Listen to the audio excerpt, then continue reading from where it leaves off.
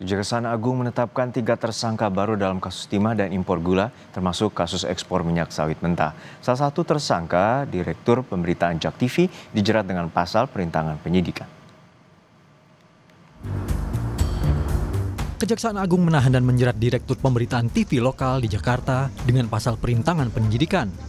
Menurut Direktur Penyidikan Jampitsus Kejaksaan Agung, Abdul Kohar, jurnalis yang menjadi tersangka diduga bermufakat untuk memberi citra negatif dari kinerja Kejaksaan Agung.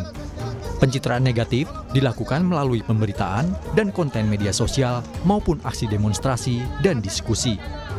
Meski demikian, Kejaksaan Agung tidak merinci apa dampak langsung tindakan tersangka yang memengaruhi proses penyidikan.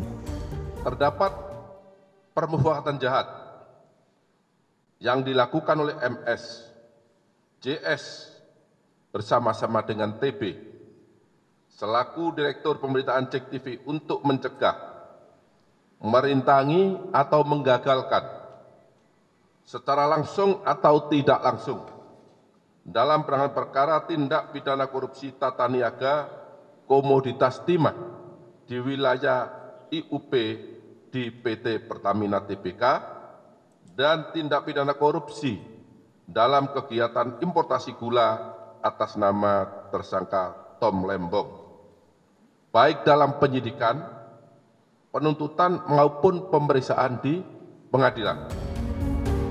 Penyidik telah menyita dokumen transaksi untuk kebutuhan social movement atau demo, lembaga survei, seminar nasional, membangun narasi publik dengan nilai mencapai 2,4 miliar rupiah. Penyidik mengklaim ada uang yang dibayarkan sebesar 478 juta rupiah yang diberikan kepada Direktur Pemberitaan JAK TV untuk kasus timah dan impor gula. Uang diduga diberikan untuk menghalangi penyidikan baik secara langsung maupun tidak langsung dengan konten negatif. Kepala Pusat Penerangan Hukum Kejaksaan Agung Hardi Srigar mengklaim tidak anti kritik terhadap pemberitaan negatif, termasuk di media sosial. Pasal yang menjerat Direktur Pemberitaan JAK TV tidak terkait dengan produk berita. Bahwa perbuatan yang dipersangkakan kepada yang bersangkutan itu adalah perbuatan personal yang tidak terkait dengan media. Itu tegas. Dan yang kedua, bahwa yang dipersoalkan oleh kejaksaan bukan soal pemberitaan, karena kita tidak anti kritik. Bahkan rekan-rekan media tahu bagaimana sejak saya menjadi Kapus Penkum di sini.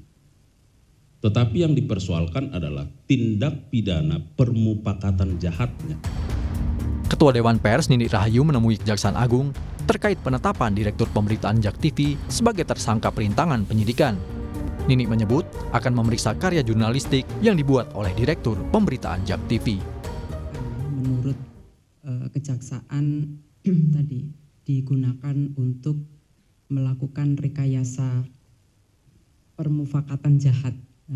Berita-berita itulah yang nanti akan kami nilai apakah secara substansial atau secara prosedural itu menggunakan parameter kode etik jurnalistik atau bukan.